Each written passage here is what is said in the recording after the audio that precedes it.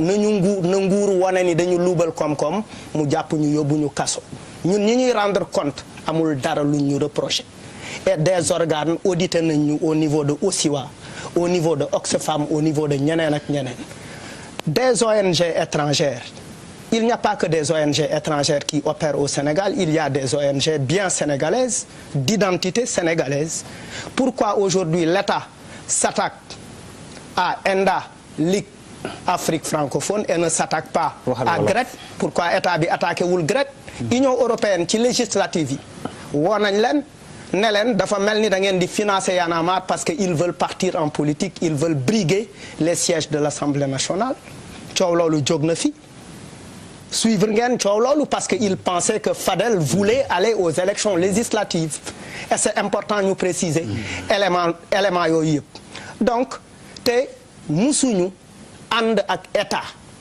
opportunité la woon pour Macky Sall en 2012 qui dit que d'accord duñu candidature Abdoulaye Wade oh, il faut l'ignorer même il faut porter un gant je me rappelle Tchad gant le sol bi muy woote Kaolack on a dit ignorer le bulletin de Abdoulaye Wade et ça a été une opportunité pour Macky Sall Macky Sall a fait avec nous kii nu mu tuddati def na ak ñëw na siège Y'en a marre les photos sont là et toutes les organisations qui sont venues voir Y'en a marre on a appelé la presse et on a dit de quoi il s'agissait il ne faut pas être amnésique soyons sérieux c'est-à-dire d'accord na nit ñi di am ay positions mais qu'on ait des positions justes et objectives comprendre nañ la Malal dégg nañ la bu baax donc yow pour vraiment pour 30 secondes et puis seen ay naataango fi dañu war a wax bismillah xam nga man li ma wax lu leer laay wax man bokkuma Y'en a marre yéen a bokk Y'en a marre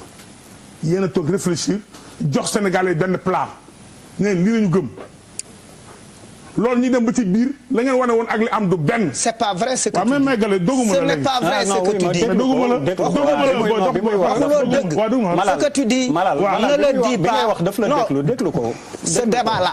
mënuma yàq terrain du sensationnel tey. parce qu'on discute de choses très sérieuses. oui mais tout le monde est sérieux. man tout le monde est sérieux. man Y'en a marre dama bokk ci ñi ko sos. am ci ay responsabilités ñu tëj ma ci kaso. non on comprend que ça te touche au premier point non c'est important.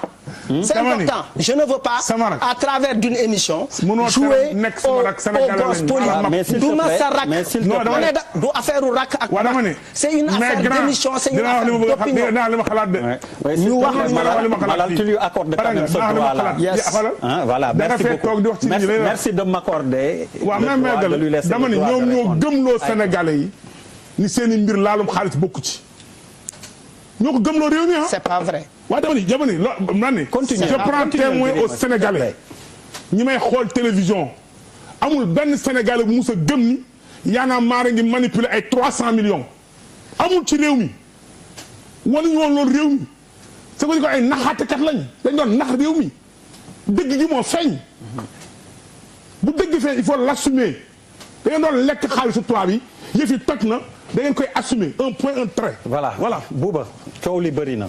waaw. xaw na tàng. waaw ok waaw bon Kaolack laa jógee. donc ñëw directement fii donc jëlee fa xam nga ay ñaan yu am solo. ak leer. waaw en tout cas ay ñaan donc di leen ko jottali bon nañ peut-être. voilà doon du yàq dara. xaw a kii rek tuuti wàññi tuuti xadar gi peut-être que du yàq dara comme nit ñaa ngi ñuy seetaan kilifa yaa ngi ñuy seetaan donc man lu ma bëgg a wax moom mooy pour man nit bu nekk am nga droit am position bu mu la munti nekk muy Birima muy Malal muy Samba muy Demba c'est important tant que ñun ñëpp on se respecte rek ku ne war nga mën a am kii jaar fële kii jaar fe parce que kenn moomul kenn man lu may wax moom mooy aujourd'hui 2012 dafa am lu juddu tudd Y'en a marre mu judd ci benn moment boo xam ne du ñoom rek ñi nga xam ne ñoo doon sol t-shirt yi.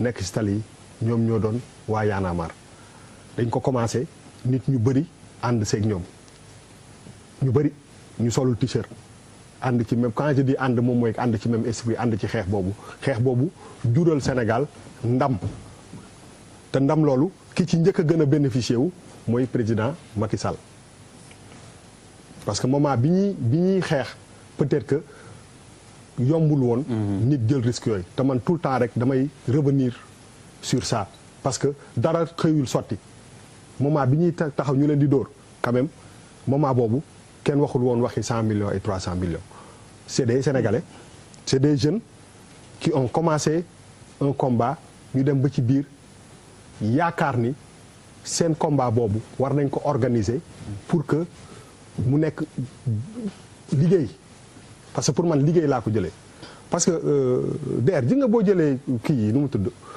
ONG yeeg entreprise yeeg yëpp fu am 1 milliard de budget pour campagne bu mu mënti nekk amul benn waa ONG yu fi nekk fii te duñu leen fay salaire yu baax dëkkal leen ci kër yu baax budget de fonctionnement da ciy am communication da ciy am budget li ngay liggéey si biir terrain da ciy am pour man amul dara lu ci sikk parce que tant que Y'en a marre mi ngi def li mu war a def ko d'une façon boo xam ne sénégalais bi si boppam bi nga xam ne moo tax mu jóg mi ngi ciy gis boppam parce que man bu Y'en a marre saa yu Y'en a marre taxawee benn taxawu partisan du ma ci d'accord man pour man Y'en a marre appartient au peuple te loolu quel que soit ku nekk ci pouvoir bi ak ku nekk ci opposition bi ñoom seen taxawaay dafa war a neutre pour man c'est important là où je ne suis pas trop d'accord ak tuuti malal li muy wax Birima d'accord ak moom complètement ci li mu wax pour man jëluñu xaalisu nit yi di ko lekk wala dara. j'ai pas dit ça. waaw mais non. non j'ai pas dit ça. j'ai pas dit ñu xaalis nit di ko lekk waxuma loolu de. Sénégal ñu seetaan. non da nga ne dañu jël xaalis bi di lekk. waxuma loolu. waaw ok lan nga laaj li ma wax. waaw dama ne Y'en a marre. waaw dafa gëmloo li mu gëmloon Sénégalais. waaw ak li feeñ du benn kenn xamusul xalaat ni. lan moo feeñ ONG yaa ngi koy jox ñu lay jox ñu jox xaalis. waaw léegi dama ñu leen di jox xaalis. waaw Birima dama doon précis. ñun ñuy wax Malal man maa doon wax de. Birima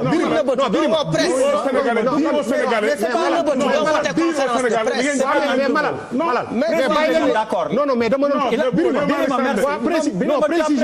précision rek laa doon laaj bàyyi leen ma ma eggali ko. waaw yeggalil il a précisé sa pensée. waaw dama doon wax rek comme loolu nga wax tant mieux mais dama ne aujourd'hui man dama bokk ci ñi nga xam ne pour man Y'en a marre bu ñu doxalee li ñu war a doxal dañu war a trouver les moyens qu'il faut pour doxal seen liggéey pourquoi ñu war a nekk di nekk ay nit yoo xam ne amuñu ay li ñu bëgg a dérouler bu ñu ko bëggee dérouler il faut ñu yore plus de 300 millions kan moo leen koy interdire kan mooy interdire waa Y'en a marre pour ñu dem jëli 1 milliard organisme yi nekk fii yu si gën a bëri boo demoon ci seen budget yi da nga fa fekk. mais nañ ko accepté. mais laisse-moi terminer.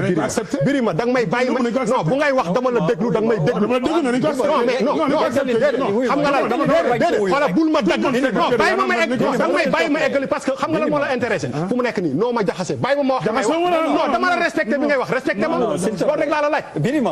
Birima. non je t'ai écouté bàyyi ma ma eggali. oui ma kaasal naa la sa droit face à Malal ak nga wax calmement s'il te plaît conserve du loolu respect bi rek laay wax. continue da nga wax ma déglu la yow la ñuy déglu des personnes incorrectes bay manquer de respect à des gens. ayca bismillah Bouba yow la ñuy déglu bul déglu Birima déglu ma. waaw mais d'accord mais bàyyi ma te dire la vérité que manquer le respect. waaw mais kon bàyyi ma wax la parole waxal. ba respecté bàyyi ma wax bokk Birima Ndiaye ngir yàlla waaw wax ma rek bàyyi ma wax. allez non dama ne so what et après.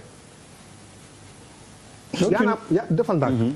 Y'en a marre war na yor milliard di dérouler programme boo xam ne day jëmale réew mi kanam day élever conscience yi day participer ci ils ont le droit ay sénégalais lañ te li ñuy def dafa am solo ci réew mi.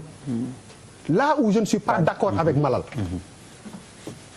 il faut commencer à assumer xam nga nit bi su lay xaar au tournant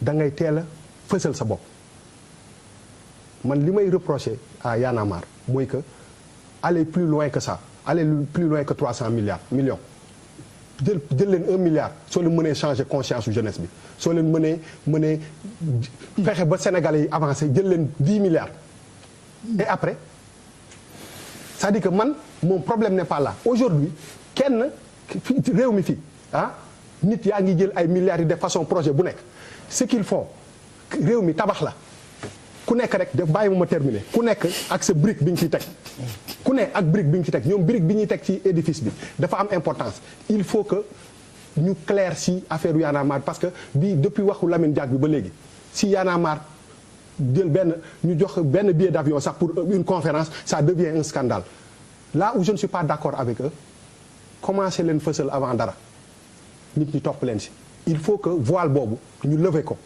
mu clair vous avez le droit de prôner li ngeen di def parce que aujourd'hui amul benn sénégalais boo xam ne man maa ko wax président Macky Sall amal na leen njukkal ñëpp am na leen njukkal parce que bi mu mettee yéen a fi nekkoon ak ñëpp non bàyyi ma laisse-moi terminer dama ne bi mu fi mettee mani bi ñu leen di wuyu ma dama ne tout le monde sait que tu es le parrain de Y'en a marre li nga wax ni mënoo convaincre réew mi tu es leur parrain tu es le parrain de Y'en a marre tu es membre de Y'en a marre li nga wax ni xam nga kenn gëmut li ngay wax baax na yéen ñaar parrain de Y'en a marre mais waaw léegi nag parrain de Y'en a marre tout le monde sait léegi pour daaneel dama ne Malal fi ma koy interpeller là où li may reprocher Y'en a marre man je pense que les ambitions de Y'en a marre il faut ñu décliner ko clairement on a besoin de vous du président Macky Sall du président Abdoulaye Wade vous êtes des Sénégalais tey jii nii boo leen fi yeewoon ne da ngeen di briguer benn siège wala da ngeen di def politique ngeen xam ndax sénégalais yi ndax man dinaa leen topp wala kenn leen topp vous avez le droit da ngeen def li tubaab bi def li keneen di def kenn waru leen ko mun a tere mais assumer la allez lii opportunité la pour man li opportunité la ngeen wane que ni vous avez des ambitions de détenir 10 milliards et de dérouler des programmes. Voilà, merci Bouba comprendre nañ li nga wax allez Charles Faye Charles j'espère qu'avec toi